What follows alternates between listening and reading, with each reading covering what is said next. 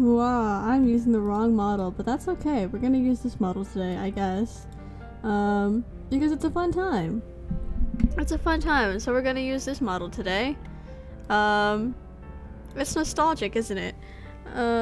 Yeah. I am evidently not awake. When am I ever awake, to be fair? I made breakfast today. I actually ate breakfast before stream, believe it or not. So, here we are today on this fine evening. Not evening, morning. What? It is very much not evening. Sorry, I'm testing out to see how shocked I need to make my face in order to make the shock expression. Quite shocked, apparently. Yeah. It is morning. How are you guys today? If anyone's here. I ate breakfast. Nothing else happened because I literally just woke up. Not just woke up. Actually, I woke up earlier than normal. All things considered, I woke up at 7:20 instead of 7:50. That's a whole half hour normal. Yeah. So, this is gonna be an interesting chapter because it's the part where it's like Damian's mom. Yeah, I don't know where else to begin, so how else to stall for time, so I guess we're gonna start the reading. It's no time for me to have to leave later. That's okay. You should probably go to sleep anyways, like sleep is important for you, I say, not sleeping. Once again, we return Sinclair's sexually ambiguous misadventures. Yeah, man. Oh boy, his interesting times. Very interesting times. Oh, Sinclair. You silly goose. Okay. Here we go. Chapter 7, Mother Eve. In the holidays, I went once to the house in which, years before, Max Damian and his mother had lived. An old lady was walking in the garden.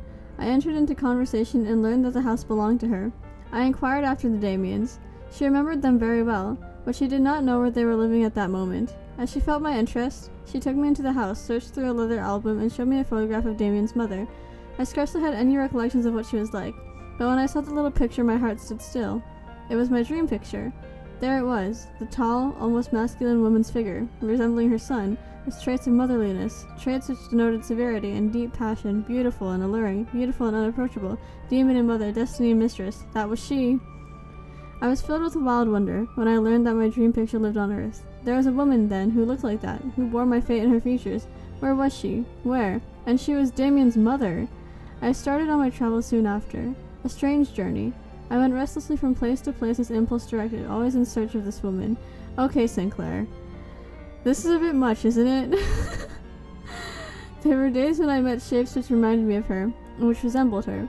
These shapes led me on through the streets of strange towns, into railway stations, into trains, as in a tangled dream. There were other days when I saw how useless my search was. Then I sat inactive, anywhere, in a park or the garden of a hotel, in a waiting room. I looked into myself and tried to make the picture live in me, but it was now shy and elusive. I could not sleep. I only nodded for a quarter of an hour or so on railway journeys through country unknown to me. Once in Zurich, a woman, I don't even know if I said that right, probably not. A woman followed me, a pretty, rather forward woman. I scarcely noticed her and went on as if she were air. I would rather have died at once than have shown sympathy for another woman, even if only for an hour. I felt that my destiny was leading me on. I felt that fulfillment was nigh. I was mad with impatience to think that I could do nothing to help myself. Once at a station, I think it was at Innsbruck, I saw, at the window of a train which was just moving out, a form which reminded me of her, and I was miserable for days. And suddenly the form appeared again to me at night, in a dream. I woke up with a feeling as of shame, realizing the fruitlessness and senselessness of my chase, and I went home by the most direct route. A couple of weeks later, I matriculated in the University of H. Everything disappointed me. The course of lectures I followed on the history of philosophy was just as vain and mechanical as the common ground of student life. Everything was so much according to pattern, one person did as the other, and the boyish faces, although inflamed with the forced gaiety, looked so distressingly vacant. It was like the gloss of a ready-made article, but I was free. I had the whole day to myself, and lived quietly in a beautiful old building outside the town. I had a couple of volumes of Nietzsche on my table. I lived with him, feeling the loneliness of his soul, sensing his destiny, which impelled him onwards unceasingly. Oh my god. I suffered with him, and was happy that there had been one who had gone his way so inflexibly. Late one evening, I wandered through the town. An autumn wind was blowing, and I heard the student society singing in their taverns. Tobacco smoke rose in clouds through the open windows. Songs were being roared out, loudly, intensely, but the noise did not soar up. It felt dully on the ear and was lifelessly uniform. I stood on a street corner and listened. From two cafes, the flood of song rolled forth into the night. Everywhere community, everywhere this huddling together, everywhere this unloading of the burden of destiny, this flight into the warm proximity of the herd. Two men passed me by slowly. I caught a phrase of their conversation. Isn't it just like an assembly of youths in an... I can't say that word, village, said one. They all do the same things. Even tattooing is in fashion. Look, that's the young Europe. The voice rang suggestively in my ear. I followed behind the two in the dark street. One of them was a Japanese, small and elegant. I saw his yellow smiling face shine under the lamp. The other spoke again. Well, I don't suppose it's any better with you in Japan. People who do not follow the herd are everywhere rare. There are a few here, too. Every word went through me. I felt pleasure and dread. I recognized the speaker. It was Damien. Whoa. Whoa, what a coincidence. In the windy night, I followed him and the Japanese through the dark streets, listening to their conversation and enjoying the ring of Damien's voice. It had the old tone, the old, beautiful sureness and tranquility, and it had the same power over me. Now everything was right. I had found him. At the end of a street in the suburbs, the Japanese took leave and closed a house door behind him. Damien took the way back. I had remained standing and awaited him in the middle of the street. With beating heart, I saw him approaching erect and walking with an elastic step. He wore a brown raincoat and carried a thin stick hanging from his arm. He advanced without altering his regular stride until he got right up to me. He took off his hat, displaying his old, bright face with a determined mouth and the peculiar brightness on his broad forehead. Damien, I called. He stretched out his hand to me. So it's you then, Sinclair. I expected you. Did you know I was here? I did not know for certain, but I hoped it might be true. I saw you first this evening. You have been behind us the whole time. You recognized me then at once? Of course. You're very much changed to be sure, but you have the sign. We used to call it the mark of Cain, if you recollect. It is our sign. You have always had it. For that reason I became your friend, but now it is clearer. I did not know, or rather I did. I once painted a picture of you, Damien, and was astonished that it was also like me. Was that the sign? That was it.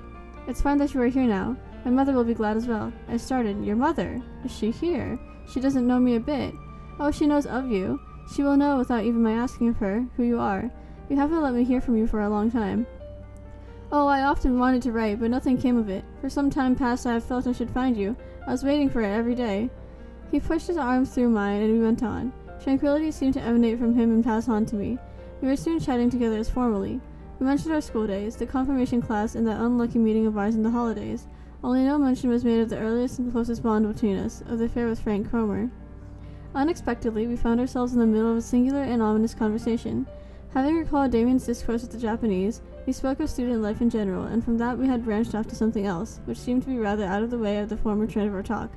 Nevertheless, from Damien's manner of introducing the subject, there seemed to be no lack of coherence in our conversation. He spoke of the spirit of Europe and of modern tendencies. Everywhere, he said, reigned a desire to come together, to form herds, but nowhere was freedom or love. All this life in common, from the student clubs and choral societies to the state, was an unnatural, forced phenomenon. The community owed its origin to a sense of fear, of embarrassment, to a desire for flight. Inwardly it was rotten and old, and approaching a general breakup. Community, Damien said, oh boy, wall of text, is a beautiful thing. But what we see blossoming everywhere is by no means that. It will arise anew from the mutual understanding of individuals, and after a time the world will be remodeled.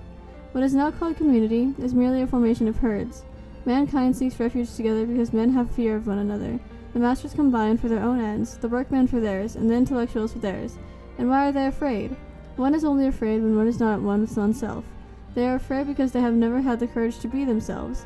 A community of men who are afraid of the unknown in themselves. They all feel that the laws of their life no longer hold good, that they are living according to outward commandments. Neither the religion nor the morals conform to our needs. For 100 years and more, Europe has simply studied and built factories. They know exactly how many grams of powder it takes to kill a man, but they do not know how to pray to God. They have no idea how to amuse themselves, even for an hour.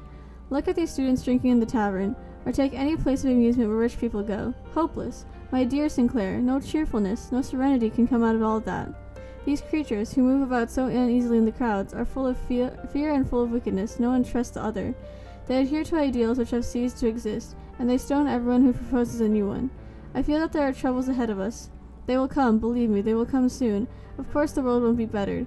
Whether the workmen kill the manufacturers or whether the Russians and Germans shoot at one another, it would only be a change of proprietors, but it will not be in vain. It will free the world from the chains of present-day ideals. There will be a clearing away of Stone Age gods. The world as it is now wants to die. It wants to perish, and it will. And what will happen to us then? I asked. To us? Oh, perhaps we shall perish as well. They can also murder people in our position. Only we shall not be entirely wiped out. The will of the future will realize itself from what remains of our influence, or with the aid of those of us who survive. The will of humanity will make itself felt, which our Europe has for a long time past tried to drown in its sale yard of scientifically manufactured articles. And then it will be seen that there is nothing in common between the will of humanity and that of the present-day communities, of the states and peoples, of the societies and churches. What nature wills with man is written in the individual few, in you and me, in you and in me. It is found in Jesus, in Nietzsche, for these, the only important currents of thought which naturally can alter the course each day. There will be a place when the present-day communities break up together. It was late when we made a halt before a garden by the river. We live here, said Damien. Come and see us soon. We shall expect you. I cheerfully wended my long way home through the night, which had become cold. Here and there, brawling students were lurching through the town. I had often felt, sometimes with a feeling of privation, sometimes with scorn, the contrast between their curious sort of gaiety and my lonely life. But now, tranquil and strong in the sense of secret power, I felt as never before how little that affected me, how far removed was their world from mine. I reminded myself of officials of my native town, worthy old gentlemen, who clung to memories of the semesters they had passed in drinking, as they would to promises of a blissful paradise, and who practiced a cult, calling up reminiscences of the vanished freedom of their university life with all the seriousness which some poet or other romantic— I'm speeding up like a lot. This is like a really long sentence. Would devote to an account of his childhood. Everywhere the same. Everywhere they sought liberty and happiness behind them, in the past, for fear of being reminded of their own responsibility, of being warned they were not striking out for themselves, but merely going the way of all the world. 2 or 3 years passed in drinking and jollification, and then they crept under the common shelter and became serious gentlemen in the service of the state. Yes, it was rotten. Our whole system was rotten, and these student sillinesses were less stupid and not so bad as 100 others. However, when I reached my distant dwelling and went to bed, all these thoughts had flown. Everything else was in suspense as I looked forward to the fulfillment of the promise made to me that day. As soon as I wished, in the morning if I liked, I could see Damien's mother. Let the students hold their drinking bouts and tattoo their faces. Let the world be rotten on the brink of ruin. What had that to do with me? I was waiting for one single thing, that my fate might meet me in a new picture. I should probably drink water. We went through a number of pages already.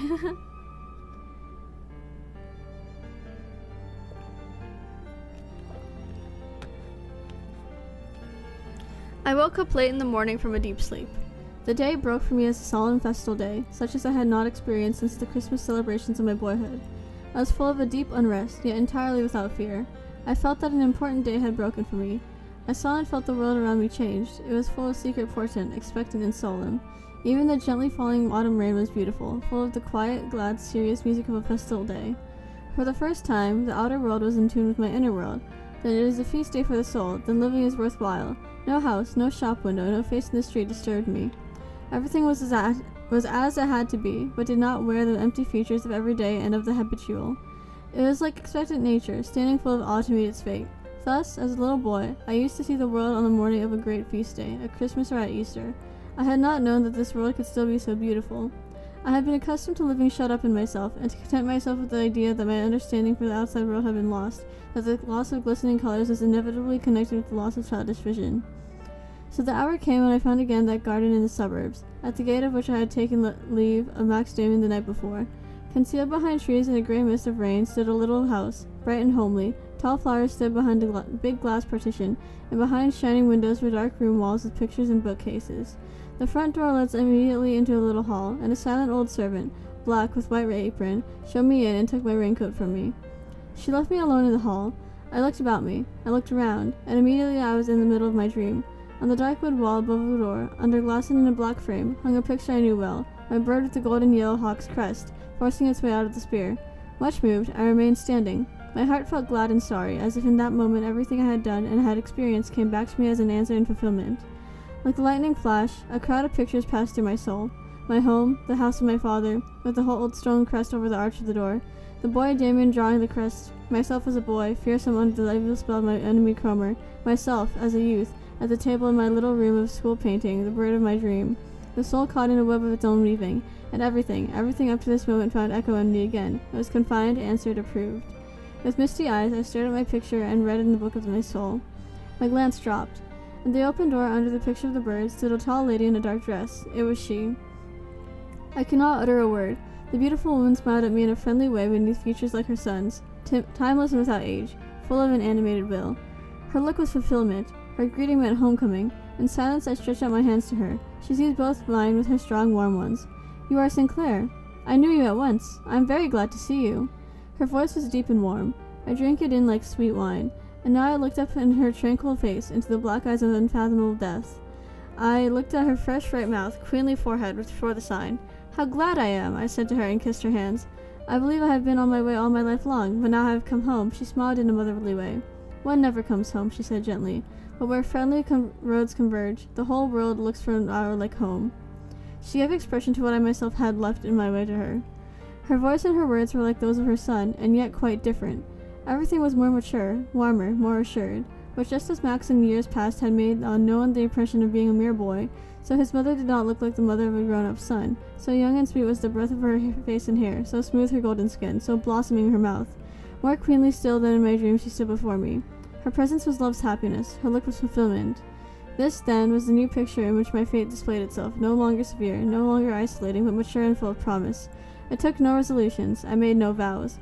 I had attained an end. I had reached a point of vantage on the way, from which the further road displayed itself, broad and lovely, oh my gosh, leading on to lands of promise, shaded by treetops of happiness near at hand, cooled by gardens of delight. Come what might, I was happy to know of this woman's existence in the world, to drink in her voice, to sense her presence. Whether she would be to me mother, mistress, goddess, what mattered to it as long as she was present, as long as my way lay near to hers.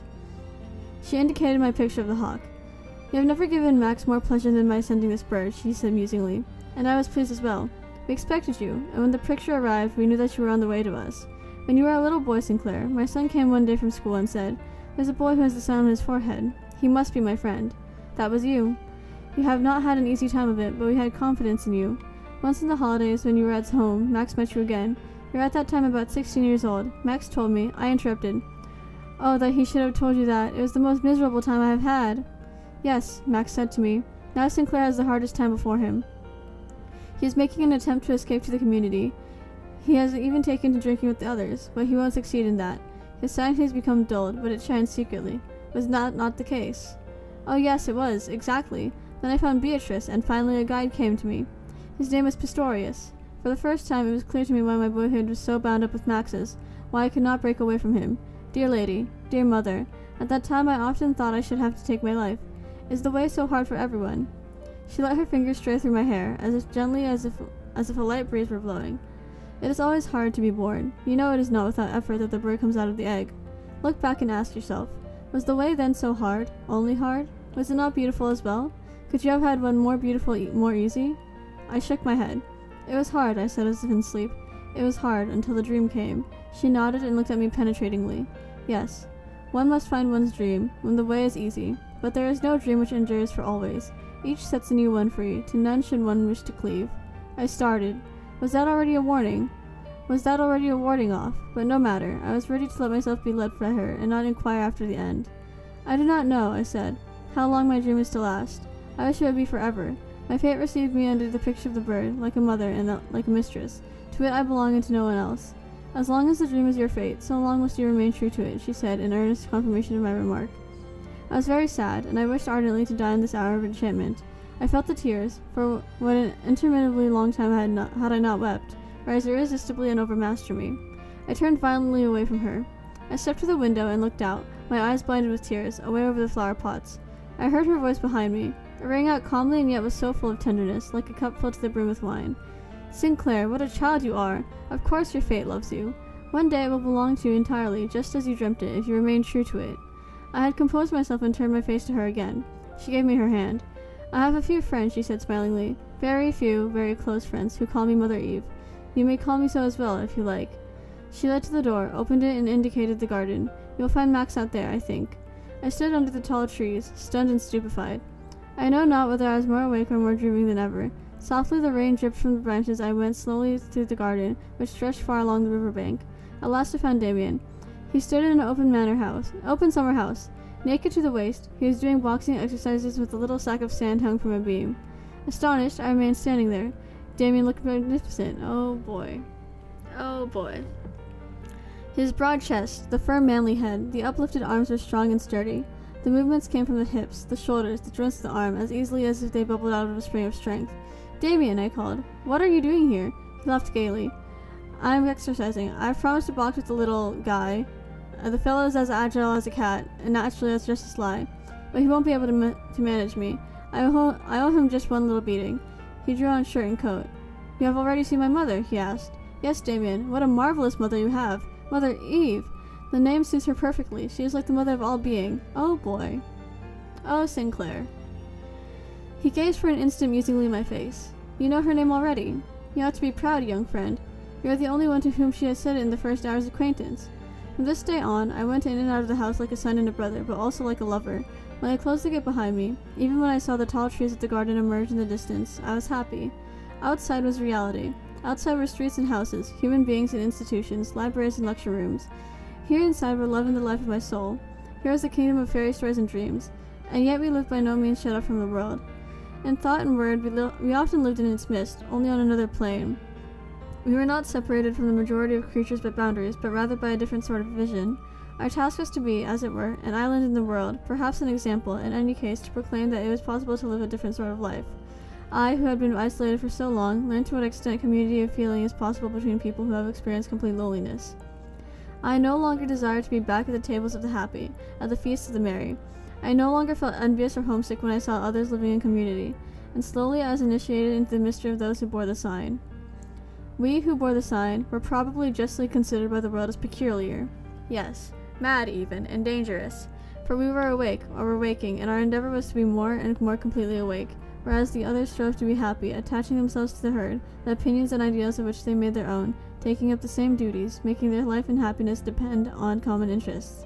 True, there was a certain greatness, a vigorousness in their endeavor, but whereas, from our point of view, we who bore the sign carried out the will of nature as individuals and as men of the future, the others persisted in a stubbornness which hindered all progress. For them, mankind, which they loved just as we did, was something already complete, which must be maintained and protected. For us, mankind was a distant future, to which we were all on the way. No one could imagine this future, neither did its laws stand written in any book. Besides Mother Eve, Max and myself, there belonged to our circle in a greater or lesser degree of intimacy many seekers of various sorts. Many of them were going along their own special paths, had set up special aims and adhered to special opinions and duties. Among these were astrologers and Kabbalists, also an adherent of Count Tolstoy, and all kinds of tender, timid, sensitive people, followers of new sects, men who practiced Indian cults, vegetarians and others. With all these we had really nothing of a spiritual nature in common, except the esteem which each accorded the secret life dream of the other. Some were in closer contact with us, such as those who traced the searchings of mankind after gods and new ideals in the past, and whose studies often reminded me of my friend Pistorius. They brought books with them, translated for us texts from ancient tongues, and showed us illustrations of ancient symbols and rites. They taught us to see how all the ideals of mankind up to the present have their origin in dreams of the subconscious soul, dreams in which humanity is, as if it were, feeling its way forward into the future, guided by premonitions of the future's potentialities. So we went through the religious history of the ancient world with its 1,000 gods, to the dawn of Christianity. The confessions of the isolated saints were known to us, and the changes of religion from race to race. And from all the knowledge we thus acquired resulted in a criticism of our era in present-day Europe, of this continent which through enormous exertions had created powerful new weapons for humanity, only to fall finally into a deep spiritual devastation, the effects of which were at least being felt, for it had gained the whole world only to lose its own soul. Okay, water time. I am starting to trip over my words a lot.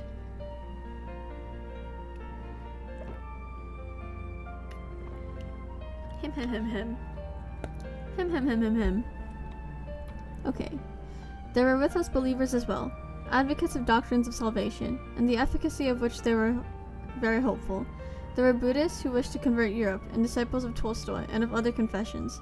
We in our narrow circle listened, but accepted none of these doctrines except as symbols. We who bore the sign had no cares as regarded the formation of the future. To us, every confession, every doctrine of salvation appeared in advance dead and useless. Our whole duty, our destiny, was, we felt, to attain to self-realization, in order that in us nature might find scope for its full activities, and that the unknown future might find us ready to fill any role which should be allotted us. Whether we expressed our concern in so many words or not, it was clear to all of us that a breakup of the present-day world was approaching, to be followed by a new birth. Damien said to me on more than one occasion, "What will come is beyond conception. The soul of Europe is an animal which had been changed up for an immeasurably long period. When it is set free, its first movements will not display much amiability, but the way it will take, whether direct or indirect, is not of importance, provided that the soul's true need is realized, the soul which has been deluded and dulled for so long. Then our day will come, when we shall be needed, not as guides or new lawgivers. We shall not live to see the new laws, but rather as volunteers, as those who are ready to follow and to stand whatever fate shall call us. Look, all men are ready to perform the incredible when their ideals are threatened, but no one comes forward when a new ideal, a new, perhaps dangerous and uncanny impulse of spiritual growth declares itself. We shall be of those few who are there, ready to go forward. For that purpose we have been singled out just as Cain was marked with a sign to inspire fear and hate, to drive the men of his time out of a narrow idyllic existence into the broad pastures of a greater destiny. All men whose influence has affected the march of humanity, all such, without differentiation, owe their capabilities and their efficacy to the fact that they were ready to do the bidding of destiny. That applies to Napoleon and Bismarck. Their immediate purpose to which they direct their energies does not lie within their choice. If Bismarck had understood the Social Democrats and had thrown in his lot with them, he would have been a prudent fellow, but he would never have been the instrument of fate. The same applies to Napoleon, to Caesar, to Loyola, to all of them. One must always look at such things from the point of view of biology and evolution. When the changes which took place on the Earth's surface transferred to the land animals which lived in water, and vice versa, then those specimens which were ready to fulfill their functions as instruments of fate brought new and unheard of things to pass for able through new adaptations to save their kind. Whether these specimens were the same that had previously been conservative and preservers of the status quo, or the eccentrics and revolutionaries, is not known. They were ready to be used by fate, and for that reason were able to help their race through a new stage of evolution. That we do know. For that reason we want to be ready. That was a lot of text. You see that? You see that, guys? That was like... Bro is a yapper. Bro is a yapper. Anyways. 2 whole pages. Anyways. Mother Eve was often present when such conversations took place, but she did not join in. For each of us who chose to express his thoughts, she was as it were a listener and an echo, full of confidence, full of understanding. It appeared as if all our ideas all emanated from her and returned to her again. My happiness consisted in sitting near her, and hearing her voice from time to time, and in participating in that atmosphere of maturity and of the soul which surrounded her. She felt immediately when a change was taking place in me, when my soul was troubled, or when a renewal was in progress. It seemed to me as if the dreams I had in my sleep were inspired by her. I often related them to her. She found them quite comprehensible and natural. There are no peculiarities which she could not follow clearly. For a time I had dreams which were like reproductions of the day's conversation. I dreamed that the whole world was in revolt, and that I, alone or with Damien, tensely waited and signaled fate. Fate remained half concealed, but bore somehow or other, the traits of Mother Eve. To be chosen and rejected by her, that was fate. Sometimes she said with a smile, "Your dream is not complete, Sinclair. You have forgotten the best part." And it sometimes happened that I recalled it then, that I could not understand how I had come to forget any of it. At times I was discontented and was tormented by desire. I thought I could not bear to see her near me any longer without taking her in my arms. She noticed that immediately. Once when I had stayed away for several days and had returned distraught, she took me aside and said, "You should not give yourself up to wishes in which you do not believe. I know what you wish. You must give up these desires, or else surrender yourself to them completely. If one day you are able to ask, convinced that your wishes will be fulfilled, then you will find satisfaction. But you wish, and repent again, and are afraid. You must overcome all of that. I will tell you a fairy tale." And she told me of a youth who was in love with a star. He stood on the seashore, stretched out his hands, and prayed to the star. He dreamed of it, and all his thoughts were of it. But he knew, or thought he knew, that a star could not be embraced by a man. He felt it to be his fate to love a star without hope of fulfillment, and he created from this thought a whole life poem about renunciation and mute, faithful suffering which should better him and purify him. But his dreams all went up to the star. Once again he stood at night by the seashore on a high cliff. He gazed up at the star, and his love for it flamed within him. And in a moment of great longing, he made a spring, throwing himself into space to meet the star. But at the moment of leaping, the thought flashed through his mind, "It is impossible." And so he was dashed to pieces on the rocks below. He did not know how to love. Had he the strength of the soul, at the moment of leaping, to believe in the fulfillment of his wish, he would have flown up and have been united with the star. "Love must not beg," she said, "nor demand either. Love must have the force to be absolutely certain of itself. Then it is attracted no longer, but attracts. Sinclair, I am attracting your love. As soon as you attract my love, I shall come. Do not want to make a present of myself. I want to be one. On a later occasion, she told me another fairy story. There was a lover who loved without hope of success. He withdrew entirely into himself and thought his love would consume him. The world was lost to him. He saw the blue sky and the green wood no longer. He did not hear the murmuring of the stream or the notes of the harp. All that meant nothing to him, and he became poor and miserable. But his love grew, and he would much rather have died and have made an end of it all than renounce the chance of possessing the beautiful woman of whom he loved. Then he suddenly felt that his love had consumed everything else in him. It became powerful and exercised an irresistible attraction. The beautiful woman had to follow. She came and he stood with outstretched arms to draw her to him. But as she stood before him, she was completely transformed, and with a thrill he felt and saw that he had drawn into his embrace the whole world, which he had lost. She stood before him and surrendered herself to him. Sky and wood and brook. All was decked out in lovely new colors. All belonged to him and spoke his tongue. And instead of merely winning a woman, he had taken the whole world to his heart, and each star in the heavens glowed in him, and twinkling communicated desire to his soul. He had loved, and thereby had found himself, but most people love only to lose themselves thereby. Ahem. Hem hem hem.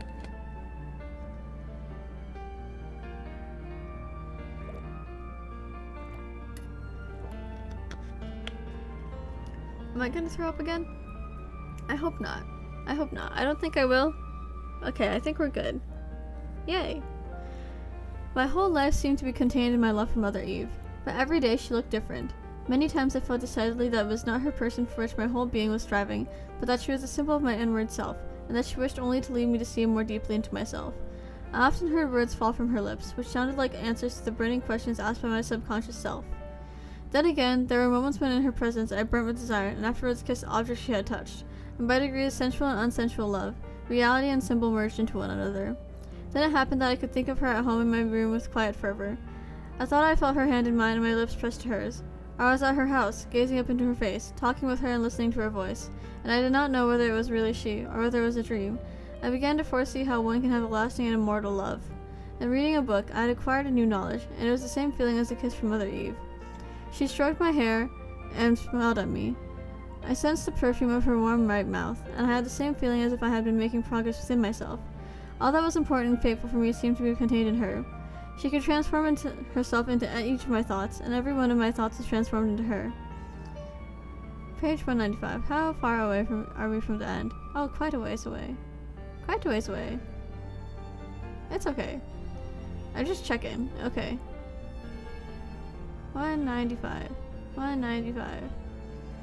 I feared that it would be torture to spend the 2 weeks of the Christmas holidays separated from Mother Eve, with my parents at home. But it was no torture. It was lovely to be at home, and to think of her. When I returned to H, I remained away from her house another 2 days, in order to enjoy the security and independence of her actual presence. I also had dreams in which my union with her was accomplished by way of allegory. She was a sea, into which I, a river, flowed. She was a star, and I myself was a star on my way to her. We felt drawn to one another. We met and remained together always, turning blissfully round one another in close-lying orbits to the music of the spheres. I related this dream to her, when I visited her again after the holidays. It is a beautiful dream, she said softly. See that it comes true. There came a day in early spring that I shall never forget. I entered the hall. A window stood open, and the heavy scent of hyacinths, wafted by a warm breath of air, permeated the room. As no one was to be seen, I went upstairs to Max Damian's study. I knocked softly on the door and entered without waiting for permission, as I was in the habit of doing with him. The room was dark. The curtains were all drawn. The door to a little room adjoining stood open, where Max had set up a chemical laboratory. From there came the bright white light of the spring sun, shining through the rain clouds. I thought no one was there, and pulled back one of the curtains. There I saw Max Damian, sitting on a stool by a curtained window. His attitude was cramped, and he was oddly changed. The thought flashed through me. You have seen him like this once before. His arms were motionless at his side, his hands in his lap, his face inclined slightly forward with open eyes, without sight, as if dead. And the eyes that glimmered dully, a little reflex of light, as if in a piece of glass. The pale face was self-absorbed and without any expression, save that of great rigidity. He looked like a very ancient mask of an animal at the door of a temple. He appeared not to be breathing. The recollection came to me. Thus, exactly thus, had I once seen him, many years ago, when I was still quite a boy. Thus had his eyes stared inwards, thus his hands had been lying motionless, close to one another, a fly had been crawling over his face. And he had then, 6 years ago perhaps, looked just as old and as ageless, not a wrinkle in his face had changed. I was frightened, and went softly out of the room and down the stairs. Oh my gosh. Well, okay. Calming down. In the hall, I met Mother Eve. She was pale and seemed tired. I had not seen her like that before. A shadow came through the window, and the bright white sun had suddenly disappeared. Hello, hello! Welcome in. We are almost done with chapter 7, which is so exciting. Right now, we're at... Sinclair has just found Damien, and he's sitting in like a funky position, like when they were kids. And he's like, damn, that's terrifying. I went into Max's room, I whispered hastily. Has anything happened? He is asleep, or absorbed, I don't know what. I once saw him like that before. But you didn't wake him, she asked quickly. No, he did not hear me. I came out immediately, Mother Eve. Tell me, what is the matter with him? She passed her hand over her forehead. Don't worry, Sinclair, nothing has happened to him. He has retired into himself. It will not last long. She got up and went out into the garden, although it had begun to rain. I felt that I must not follow her, so I walked up and down in the hall, inhaling the scent of the hyacinths which filled my senses, and gazing at my picture of the bird over the door. I felt oppressively the odd shadow which seemed to fill the house that morning. What was it? What had happened? Mother Eve came back soon. Raindrops hung in her dark hair. She sat down in her easy chair. She was very tired. I went to her, bent down, and kissed the raindrops in her hair. Her eyes were bright and soft, but the raindrops tasted like tears. Shall I go and see how he is? I asked in a whisper. She smiled weakly. Don't be a child, Sinclair, she admonished loudly, as if to relieve her own feelings. Go now and come back later. I cannot talk to you now. It's so weird when Damien's actually referred to by their first name, right?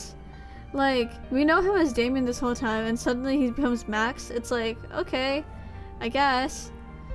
I went. I walked out of the house and out of the town, towards the mountains. The thin rain was falling obliquely, and clouds were driving at a low altitude under heavy pressure, as if in fear.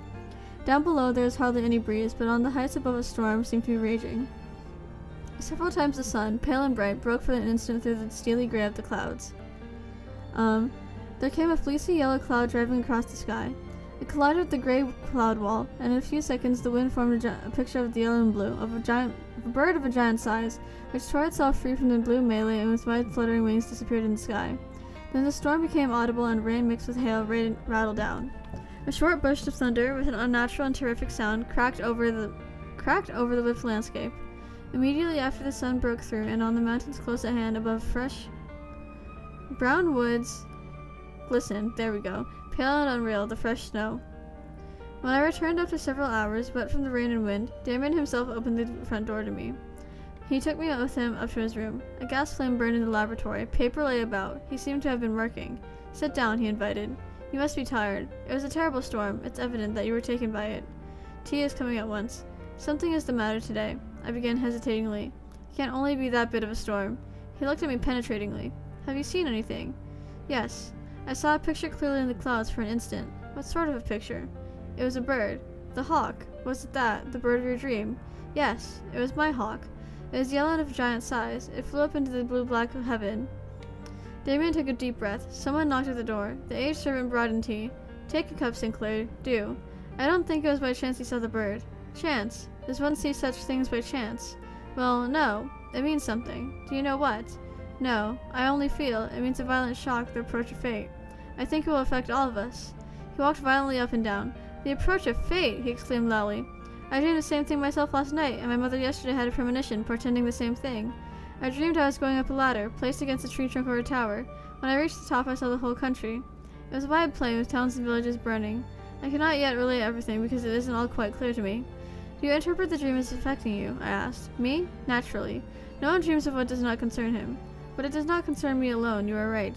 I distinguish tolerably well between the dreams which indicate agitation in my own soul and the others, the rare ones, which bear on the fate of all humanity. I have seldom had such dreams, and never one of which I can say that it was a prophecy, and that it has been fulfilled. The interpretations are too uncertain, but this I know for a certainty.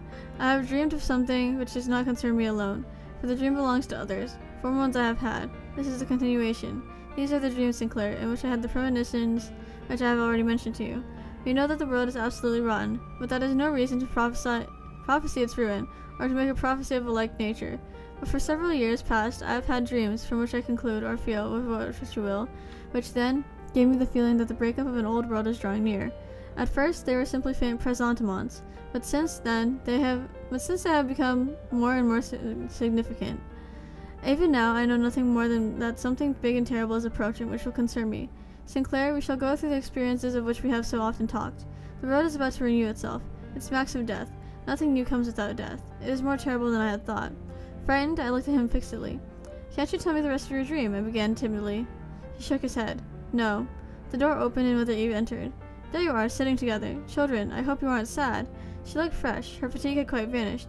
Damien smiled at her. She came to us as a mother comes to frightened children. We aren't sad, Mother. We are simply trying to solve the riddle of these new signs. But that is of no importance. What is to come will be here all of a sudden, and then we shall learn what we need to know. But I did not feel happy. When I said goodbye, I went down alone through the hall. I felt that the hyacinths were faded and withered, reminding me of corpses. A shadow had fallen over us. And that is where we're gonna end today. Yeah. Thank you guys for coming in. I can't believe next week is going to be like our total end. Let me stretch. Ugh. Sorry if my reading was like super off. Again, I'm not fully awake. I'm gonna take like a really fat nap after this stream. So yeah, that was chapter 7. What were you guys' thoughts? I personally thought it was a word salad and a half. Morning, Rena. Hi, Huey. We just finished reading chapter 7. So I will be ending the stream soon because we did finish today's required reading. Chapter 8, beginning of the end. I'm excited for next week because next week is gonna be the end of it all. Can't wait for the ending where Max Damien turns Sinclair into Emil Damien. So true. I turned in the end, so I had no idea what was going on. That's fair. That's fair. This chapter, by the 9th, I'm tweaking. No! No, it's okay. I still have tonight's Irium stream. Well, I say tonight, but it's gonna happen at 3. And it's gonna happen, what's it called? It's gonna be like an ASMR stream, so that's gonna be exciting. And it's gonna have a microphone with it this time, so that's like triple exciting, right?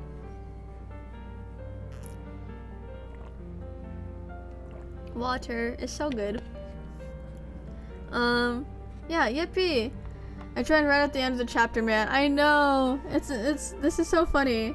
This is so funny. Does this count as ASMR? I don't know. I don't know if it does. Unless you guys really like my voice, then I guess for some people it can. For some people it can count, but I don't really think this counts as ASMR stream. Yeah. I don't really have many thoughts on that chapter. It was very much a philosophical chapter that I'm probably gonna have to reread on my own just because I couldn't comprehend half the stuff that was going on because I'm so tired. Maybe if you whispered it, lol. Okay, we're gonna see. We're gonna see, guys. ASMR stream. But I did not feel happy.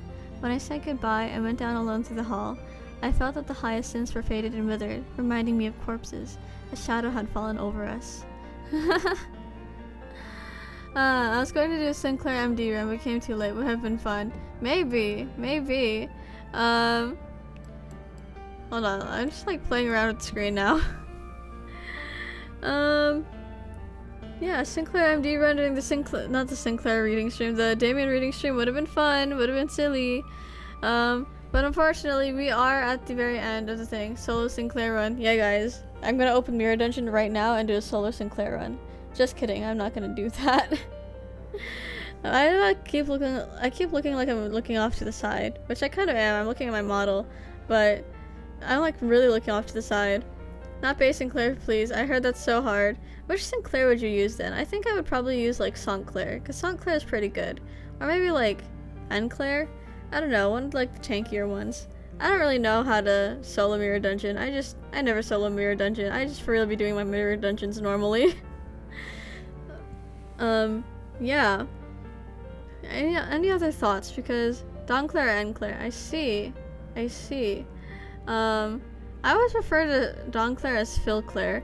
I don't know. It's interesting to see what people refer to each Sinclair as. I know that people call, I forgot which one I forgot like its official name, but the one Sinclair where he's shirtless, I know people refer to him as like Osha Claire. I think that's a funny name for that one. So yeah, the one based off, his name is like Mika, I think. I forgot already.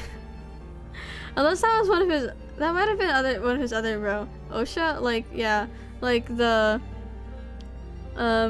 Molar Claire, I call him. There we go. That's what he's called. The Molar Office. Yeah, people have been calling him that, and I think that's really funny. But again, by people, I mean only like one person, but thanks to that one person, that's what I call him too. I don't even remember who it was. I just know that that's what I call him. So, yeah. Yeah, I think I might end in either 2 minutes, if not now, because I'm sleepy, I'm eepy. Yeah. If you have any final comments, speak now or forever hold your peace. Then you have Thumb Clear and Trunk Clear, the Amazon identity. Oh, the Amazon identity. I remember that one. That's fine. Have a good day. Yeah, guys. You too. So yeah, I guess today, right now, not today, right now. Right now is a good time to end, even as we talk about Sinclair identities. Because I'm not really knowledgeable on identity stuff, not gonna lie. Both in real life and in terms of the game. Yeah. Good talking to you guys. I'm going so hard after I get to the S6 ticket. Oh, it's not so hard, it's hard. I can't read today, so it doesn't go to waste. Huh. I see. I just kind of use things as I get them. Unless it's lunacy, which I know isn't a good strat, but oh well. It's a strat nonetheless. I have enough identities that I like using, so I'm okay with that. Anyways, yeah. Ending. You know who also reads? Ato from Hit Game the 100 line. Oh my gosh! Oh, Otsuki, I know that one. I know that one now. I know that one now. We're gonna play more of that game in like 4 days from now. Exciting. Exciting. I'm so excited to play the game. Honestly, I think it's a fun game. Unironically, it's really good. So, yeah, we're gonna play 100 line in like 4 days. Anyways, ending statements. I'm gonna stream on Irium today. I say it today, but I stream on there like literally every day. Whether I want to or not, I stream on there every day because I want to keep my streak as a daily streamer. Yeah, we're gonna stream on Irium at 3 p.m. So anyone who wants to go on there, download Irium. What's that? Irium is a VTuber streaming app that I stream on. That I am a founding streamer on. Yeah, it's pretty fun on there. I do random shit. Today is gonna be Yandere ASMR, if I can even like manage that. I might break after like 3 seconds. I'm not even gonna lie. Yeah, it's spelled IRIAM. Wish I was American. There's ways to get it if you're not American. I don't know how, but I know there are. Is it spelled Irium? I'll look it up. IRIAM. It's like currently region locked to the US and Japan. Well, there's like different ways to get it. I don't know how. I know people have. I just don't know how they have. So good luck with that. Figuring that out, because yeah. My username on there is quite literally just for not a Norcross. Yep. What else? The next non-Irium stream is going to be Wednesday, and that's going to be Nikkei on YouTube. And then the next YouTube stream is going to be Thursday, and we're going to play more 100 line Last Defense Academy. Yay! Woohoo! Any other thoughts? Any other questions? Because I am so sleepy. Otherwise, I'm gonna reply to some DMs and like do important business stuff. Yeah, I don't know. Thanks to Irium, I just like, every time I stream, I don't want to end stream. Because I just want to keep yapping. Even, like, I have been yapping for the past like 6 minutes. We finished reading like 6 minutes ago. Like, we've been done. Actually, almost 10 minutes ago, but it's okay. Anyways, you should sleep. Don't let us hold you up. Have a good day. Thank you. Thank you. I will go sleep. You guys should also sleep too, since I imagine it's kind of late for a lot of you. So yeah. I hope you guys have a good sleep. I'm gonna have a good sleep. So yeah, see you guys 2 days from now, if not tonight. Yay! Bye bye. Wee.